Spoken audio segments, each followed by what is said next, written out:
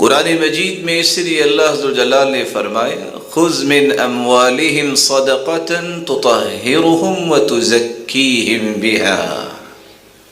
وصل علیہم ان صلاتک سکن لہم۔ یہ ایمان کا دعویٰ کرنے والے ہیں، ان سے زکوٰۃ وصول کرو، ان کے مال بھی پاک ہوں گے، ان کے مال میں برکت بھی آئے گی، وصل علیہم، ان کے لیے دعا بھی کرو، اور اگر یہ فوت ہو جائیں تو ان کا نماز جنازہ بھی پڑھاؤ، ان صلاتک سکن لہم، آپ کی دعا اور آپ کا یہ جنازہ پڑھانا ان کے لیے باعث سکون ہوگا۔ رسول اللہ صلی اللہ علیہ وسلم کا فرمان ہے الدعاء هو العبادہ، دعا یا عبادت ہے،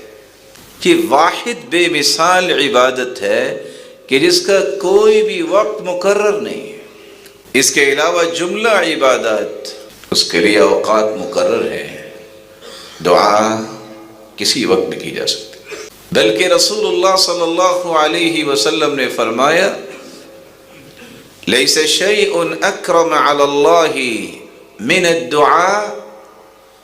دعا سے بڑھ کر اللہ ذوالجلال کے ہاں عزت والی کوئی بھی چیز نہیں۔